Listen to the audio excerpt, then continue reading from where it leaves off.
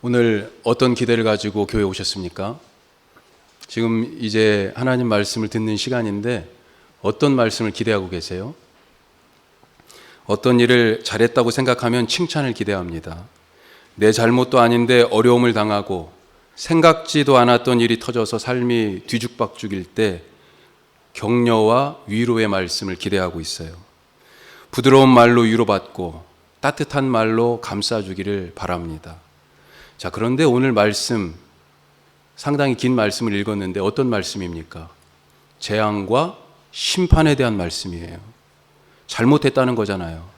지난날의 결정과 행동들에 대해서 책임을 묻고 그 대가를 치러라 하는 말씀입니다. 심판을 하려면 잘잘못을 따져야 합니다. 죄와 허물이 폭로되고 부족하고 모자란 것을 얼만큼 모자란지 달아보고 부끄러운 것이 들추어집니다. 이런 소리 들으면 사람이 위축돼요. 그래서 잘못했다고 지적당할까 봐 도전하지 않습니다. 실수했다라고 하는 그런 소리가 두려워서 차라리 아무것도 하지 않습니다. 아무것도 안 하면 아무 소리도 안 듣잖아요. 이런 스타일의 부모들에게는 자녀들에게 칭찬 좀 하라고 그러죠. 칭찬은 고래도 춤추게 한다니까. 자, 그런데 칭찬에 부작용이 있습니다. 칭찬받기 위해서 행동하는 경우가 있어요. 잘했다, 착하다라고 하는 그런 칭찬을 듣기 위해서 실제 마음은 그렇지 않은데 행동을 그렇게 하는 거예요. 저희 교회 우리 이희종 목사님 이런 얘기를 들었어요. 넷째 딸입니다. 밑에 남동생이 하나 있어요. 세 딸이 있는데도 부모님이 또 아이를 낳았습니다. 아들을 기대하면서. 그런데 딱 낳고 보니까 뭐예요? 또 딸이에요, 또 딸. 위로 딸이 셋이나 있으니 하나 더 얻은 이 딸이 귀하지 않습니다. 사실 없어도 되는 딸 아닙니까? 존재감이 없어요. 그런데 어느 날 아버지가 퇴근해서 돌아오셨는데 마침 숙제를 하고 있었어요. 칭찬을 받았습니다. 야, 희정이는 이렇게 공부하는데 다른 자식들 보면서 너희들은 뭐 하고 있어? 그런 거죠. 갑자기 존재감이 느껴졌어요. 그때 결심했습니다. 번쩍했어요. 본능적으로 깨달았습니다. 내가 이 형제들 틈바구니 속에서 살아남는 방법, 내 이 희미한 존재감을 드러낼 수 있는 길이 무엇인지 알게 되었습니다. 귀하지 않은 딸이 귀한 딸로 대접받는 길이 보인 거예요. 착한 아이가 되기로 맘먹었습니다. 그래서 무엇을 같이 먹을 때도 딱 나누다 보면 조금씩 남아요. 서로 먹겠다고 막 그러죠. 나는 안 먹어. 미리 얘기하는 거죠. 이거 언니 먹어. 또 동생, 남동생이 제일 귀여움을 받으니까 이거 너 먹어. 양보를, 선제적으로 양보를 합니다.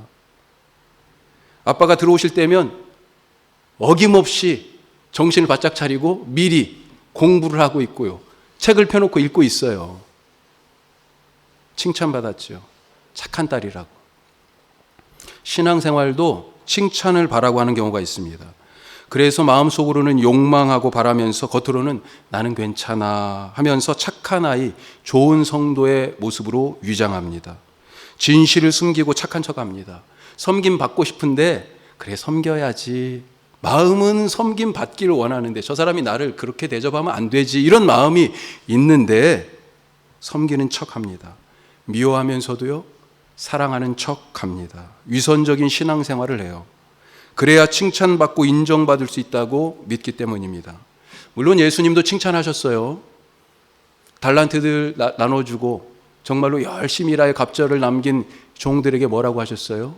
착하고 충성된 종들아 칭찬을 하셨습니다. 네가 작은 일에 충성하였으니 내가 많은 것으로 내게 맡기겠다. 그런데 이 종들이 이런 칭찬을 바라고 일을 했을까요? 누가 칭찬하면 일하고 칭찬하지 않으면 일하지 않습니까? 누가 인정하면 헌신하고 몰라주면 헌신하지 않아요? 누가 봐주면 기도하고 안 봐주면 기도 안 합니까? 바리새인들은 나 좀 보세요, 나 좀 보세요. 그러면서 큰 길 어귀에서 사람들이 다 모여있는 회당에서 보란 듯이 기도했다고 되어 있습니다. 그런데 예수님은 그들의 기도를 보고 뭐라고 말씀하셨어요? 골방에 들어가서 기도해라. 칭찬받기 위해서가 아니라 마땅히 할 일이기 때문에 하는 것입니다.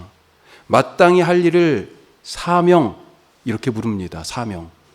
마땅히 내가 할 일이에요, 그게. 달란트를 받은 종들이 마땅히 할 일은 달란트를 가지고 열심히 일하는 것이었습니다.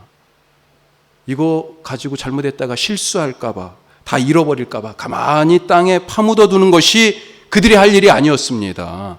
칭찬받으려고 일하는 것이 아니라 사명 때문에 일했어요. 그러니 칭찬이 없어도 있어도 그건 상관없습니다. 물론 하나님은 칭찬하세요. 하지만 그것은 목적이 아니라 덤으로 우리에게 주시는 하나님의 보너스입니다. 칭찬을 듣고 인정을 받으려고 하지 마시기 바랍니다. 사명을 쫓아 사시기를 주님의 이름으로 부탁드립니다. 지금 이 이스라엘 백성들에게는 칭찬까지는 아니지만 그래도 하나님께 기대하는 말씀이 있었어요.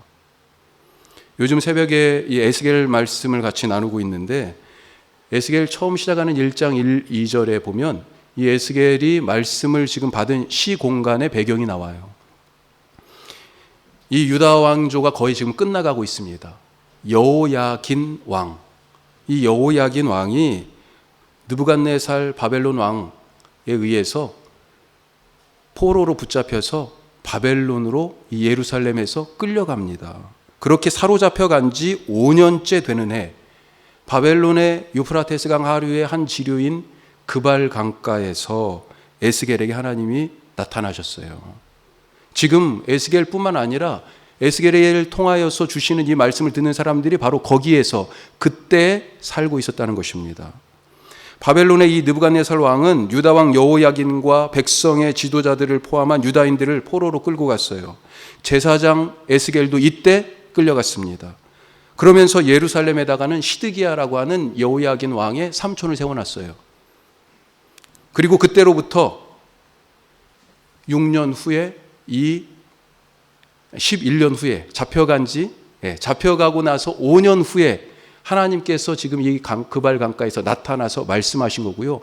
그로부터 하나님이 나타나신 후 6년, 7년 후에 유다가 완전히 멸망하게 됩니다. 자, 지금 이 백성들의 처지가 어떤 상황이에요? 포로로 잡혀온 지 5년째예요. 아직 나라는 멸망하지 않았어요. 포로로 자기들은 잡혀왔지만. 아직 희망이 있는 거지요. 이들이 하나님께 어떤 말씀을 지금 기대했을까요? 하나님이 나타나서 지금 이때 이 사람들에게 말씀하시는데, 야, 하나님이 무슨 말씀하셨어? 어떤 기대를 갖고 있을까요? 나라가 회복될 것이다. 너희가 고향으로 돌아갈 것이다. 너희 아픔이 치유될 것이다. 이런 희망의 메시지, 이런 힘이 되는 말씀 기대하지 않았을까요? 이들의 처지를 한번 생각해 보십시오. 분명히 억지로 가족과 헤어졌을 것입니다. 지금 예루살렘에 누구는 부모님을 두고 온 사람도 있어요. 누구는 아내와 헤어졌을 거예요. 누구는 전쟁 중에 자식도 잃었을 것입니다. 먼 길을 지금 끌려왔어요. 줄에 그냥 묶여가지고, 예전에 우리 조선시대 고려시대 많이 끌려갔잖아요. 예? 저 대륙으로 줄에 묶여가지고 굴비처럼 엮여서 1500km나 되는 그 먼 길을 수많은 날들을 부르튼 발로 그렇게 끌려왔어요. 오다가 병이 들었을 수도 있습니다. 그렇게 질질 끌려와서 바벨론의 이름 없는 어느 작은 한 강가에 쓰레기처럼 버려져 있습니다. 어떤 말씀을 기대하겠어요? 위로와 치유의 말씀, 그런 거 아닐까요? 자, 그런데 오늘 하나님이 이 에스겔을 통해서 어떤 말씀 주십니까? 재앙을 선포하고 계세요. 심판이 코앞에 왔다고 말씀하십니다. 왜 그렇습니까? 칭찬이 능사가 아니고 위로가 해결책이 아니고 막연한 희망이 오히려 이들을 망치기 때문입니다. 이들이 지금 재앙의 말씀을 들은 이유가 있습니다. 오늘 말씀에서 에스겔이 반복해서 하는 말이 있어요. 자, 7절 한번 보십시오. 7절 끝에 뭐라고 되어 있습니까? 후반부에 내가 여호와인 줄을 너희가 알게 하려 함이라. 자, 10절 시작할 때 앞에 그때야 그들이 나를 여호와인 줄 알리라. 자, 반복되고 있어요. 14절 마지막 절에도 마찬가지입니다. 맨 끝에 내가 여호와인 줄을 그들이 알리라. 이게 무슨 말입니까? 지금 재앙이 임한 이유를 얘기하고 있는 거예요. 여호와 하나님을 모르기 때문에 이 심판이, 이 재앙이 왔다는 것입니다. 여호와 하나님을 몰랐기 때문이에요. 자, 그러면 대체 이 여호와 누구십니까? 여호와라 불리는 이 하나님은 누구세요? 창조의 하나님이시잖아요. 성경에서 맨 처음에 하나님에 대해서 가르치는 게 바로 이 고백 아니겠습니까? 태초에 하나님이 천지를 창조하시니라. 이것을 우리에게 맨 처음 가르쳐주고 있어요. 성경책을 딱 펴니까 무슨 말이 튀어나와요? 하나님이 창조주라는 말씀이 튀어나오는 것입니다. 이 창조주 하나님을 그런데 잊어버렸어요. 이 창조주가 바로 여호와이신 것을 지금 잊은 거예요. 2절을 보면 하나님은 에스겔에게 어디에다 대고 얘기하라고 하십니까? 이스라엘의 산에 대고 얘기하라고 그렇게 말하고 있습니다. 왜 산과 언덕, 골짜기 이런 것들을 지목하셨을까요? 거기에 그 산에, 그 언덕에 산당이 있었기 때문이에요. 산당. 가나안 사람들은 이스라엘 백성들이 가나안 땅에 오기 전부터 오래전에 이미, 아니 아브라함이 오기 전부터 이미 거기에 터잡고 살고 있었어요. 예? 그 가나안 땅에서 이미 그 산과 언덕에서 자기들의 신 바알과 아세라 같은 그런 신들을 섬기고 있었습니다. 바알은 어떤 신입니까? 다산의 신이에요. 풍요의 신입니다. 부유함의 신이에요. 농사의 신입니다. 떠돌며 양을 치던 이스라엘 백성들이 가나안 땅에 정착해서 농사 지으면서 이 바알 신앙에 오염됐습니다. 가나안 사람들이 누리는 그 풍요와 번영을 보면서 부러워했어요. 야, 저렇게 잘 사는구나. 저렇게 부족함이 없게 사는구나. 그들의 신앙에 빠져들었습니다. 가나안 땅은요, 천수답입니다. 천수답. 하늘에서 비가 와야만이 농사가 되는. 그래서 이 가나안 땅에 이미 그런 방식으로 바알을 섬기며 농사짓고 풍요하게 살아가는 사람들을 보면서 이 이스라엘 백성들이 하나님이 아니라 바알에게 빌기 시작한 거예요. 하나님은 떠돌던 유목민들에게 정착할 땅을 약속으로 주셨는데, 그런데 이들은 오히려 이 땅에서, 그 하나님이 주신 땅에서 여호와가 창조주인 것을 잊어버렸습니다. 성막을 떠나서 산당이 있는 산에 올라가서 바알을 섬긴 거예요. 오늘 말씀에서 여호와 하나님께서 바알을 비롯한 이 가나안의 신들, 이거 가짜다 지금 그렇게 말씀하시는 거예요. 5절 말씀에 뭐라고 돼 있어요? 무능하다는 것을 보여줍니다. 가짜인 증거가 있어요. 이스라엘 자손들, 이 심판당할 이 사람들의 시체를 이 가나안의 신 우상 앞에 둔다는 말씀이 있습니다. 이게 뭐예요? 가나안의 신들이 죽은 자를 보면서도요, 아무것도 못한다는 거예요. 아무것도 할 수 없어요. 그런데 하나님은 어떤 분이십니까? 죽은 자를 살리는 정도가 아니라 땅의 먼지로 사람을 만드신 분이 바로 하나님 아니십니까? 이 하늘에서 내리는 비를 누가 주관하시는 분이에요? 바알이에요? 하나님 아니십니까? 천지를 지으신 여호와, 그분이 바로 이 모든 것을 주장하시는 분 아니에요. 이 창조주를 잊어버렸으니 재앙이라는 것입니다. 자, 또 여호와 하나님이 어떤 분이십니까? 구원의 하나님이시잖아요. 구원의 하나님. 우리가 가장 중요하게 고백하는 것이 바로 이 두 가지 아니에요? 구약에서는 처음 선언이 바로 창조주 하나님에 대한 선언이고 고백이고요. 신약에서는 어떤 얘기를 하세요? 예수님에 대해서 얘기하잖아요. 바로 우리를 구원하시는 십자가를 말하고 있잖아요. 여호와는 구원의 하나님이십니다. 이스라엘 백성들을 출애굽시키셨어요. 여호와의 이름만 듣고도 이 주변의 민족들이 압도되어서 벌벌 떨었습니다. 이 여호와가 바로의 군대를 홍해바다에 수장시키셨고, 이 여호와가 가나안 땅에 가장 견고하다는 여리고성을 칼도 창도 한 번 안 쓰고 무너뜨리셨어요. 이 여호와가 자기의 이름을 의지하는 이 다윗의 돌멩이로 다윗보다 2배 이상이나 더 큰 골리앗을 단번에 쓰러뜨리셨습니다. 이스라엘 백성들이 이런 강한 권능의 구원자 여호와를 잊어버렸으니 그래서 재앙인 것입니다. 자, 그런데 문제는 어려서부터 이 여호와 하나님에 대한 이야기들 이스라엘 백성들이 다 배우고 듣고 알고 있다는 것 아니에요. 모르는 게 아니에요. 지금 유월절을 지키면서 집에서 부모님들에게 맨날 양을 잡으면서 그런 얘기들을 다 들었어요. 계속해서 들었어요. 성경의 이야기들을 잘 알고 있습니다. 하지만 믿지 않으니까 이 구원의 이야기들이 옛날 동화가 된 것입니다. 현실에서는 일어난다고 믿지를 않아요. 죽은 지식입니다. 믿음이 없는 지식은 능력이 없는 껍데기 신앙이죠. 다른 것이 재앙이 아닙니다. 알기는 아는데 여호와 하나님이 믿어지지 않는 것, 이것이 재앙이에요. 내가 이렇게 살아 숨쉬면서도 어떻게 내가 이 세상에 오게 됐는지, 내 삶이 어떻게 지금 여기에 인생이 이 지구별에 와서 여기까지 오게 됐는지, 내가 이렇게 살아 숨쉬면서도 나를 만드신 이 창조주 하나님이 믿어지지 않고 예수님이 세상 죄를 지고 십자가에서 죽으셨다는 것, 그건 알겠는데 그 구원의 일이 내게 일어났다는 것이 믿어지지 않으니까 재앙 아니겠습니까? 이 얼마나 불쌍한 노릇이에요. 오늘 말씀을 준비하면서 한국교회가 걱정이 되었습니다. 하나님을 지금 잊어버린 것 아닌가?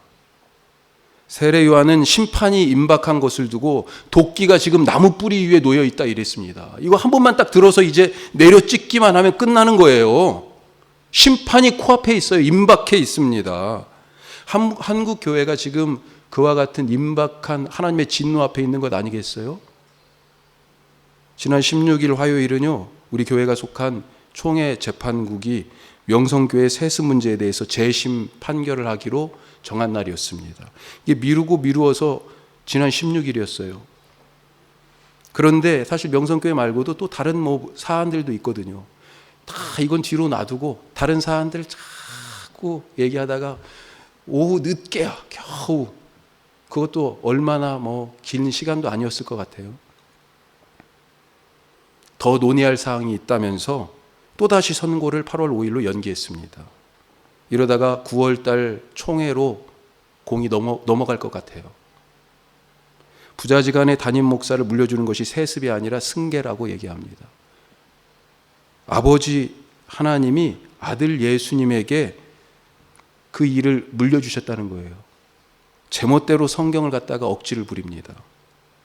은퇴하는 목사의 자녀가 목회를 이어받지 않도록 그렇게 돼 있는 총회 헌법, 은퇴하는 목사라고 하는 이 말, 그래서 은퇴한 목사이기 때문에 상관없다는 거예요.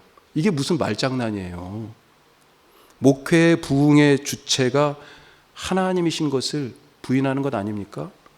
아들이 아버지를 이어서 목회하면 교회가 더 부흥한다는 거예요? 이건 교회 부흥의 주체가 하나님이신 것을 거부하는 거예요. 부인하는 겁니다. 세습을 못하면 교회가 무너집니까? 복음의 능력을 부인하는 것입니다. 교회의 주인이 하나님이신 것을 거부하는 것입니다. 불신앙이에요. 예수님은요, 예, 아니요 이렇게 말하라고 말씀하셨습니다. 예면 예, 아니면 아니다라고. 선고를 연기했어요. 예도 아니고 아니오도 아닙니다.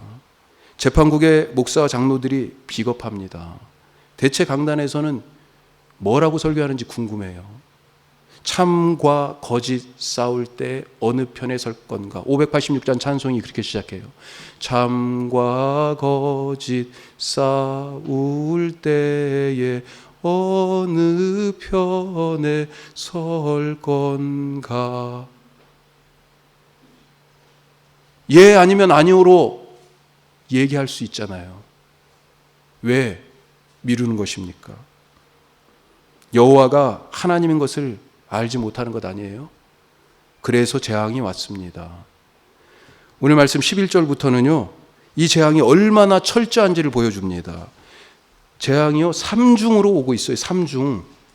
하나를 피하면 그 다음이 또 있습니다. 자, 12절 말씀을 한번 볼까요? 자, 11절 끝에 칼과 기근과 전염병, 이렇게 3중으로 온다고 말을 하는데 12절이 더 구체적으로 나와 있어요. 같이 한번 읽습니다. 먼 데 있는 자는 전염병에 죽고 가까운 데 있는 자는 칼에 엎드러지고 남아있어 애워싸인 자는 기근에 죽으리라. 이렇게 돼 있어요. 피할 수가 없습니다. 이렇게 하나님을 모르니 재앙이 오고 이 심판으로 죽습니다. 그런데 놀라운 것은 이 죽음이 여호와께서 하나님이신 증거라는 거예요. 이 사실 좀 무서운 말이잖아요. 불신앙의 사람이 죽음으로 하나님이 살아계신 것이 증거된다고 말씀하고 있습니다. 하나님을 잊고 모독하는 교회에 대한 심판이 하나님이 살아계신 것의 증거가 돼요. 7절 말씀 한번 보십시오. 7절 말씀에 이 말씀 같이 한번 다시 읽죠. 또 너희가 죽임을 당하여 엎드러지게 하여 내가 여호와인 줄을 너희가 알게 하려 함이라. 아멘. 너희가 죽임을 당하는 것, 그것을 통하여서 내가 여호와인 것을 알게 하려 한다.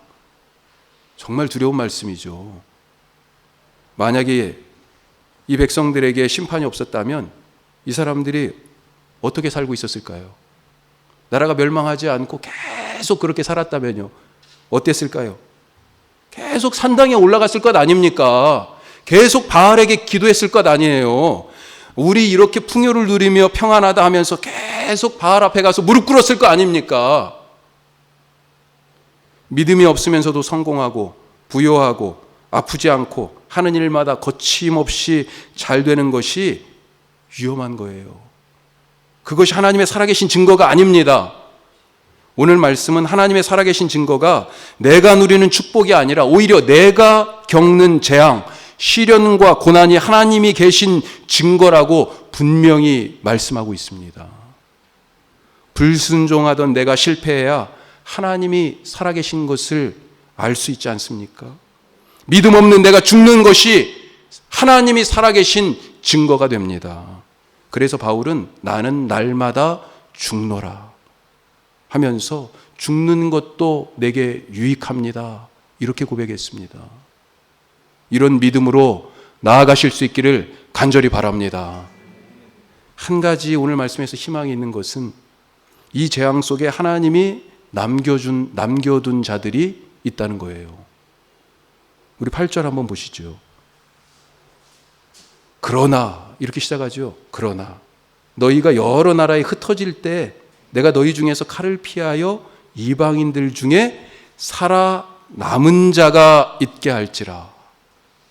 흩어지는 그 중에서도 살아남는 자, 남겨둔 자가 있다는 것입니다. 왜 이들을 살리시고 남겨두셨을까요? 다른 사람들보다 거룩해서 살리신 것이 절대로 아닙니다. 이어지는 9절 말씀에 보면 포로로 지금 잡혀왔잖아요. 그 칼날을 피해서 오긴 왔어요. 그런데 포로로 잡혀와서 뭐예요?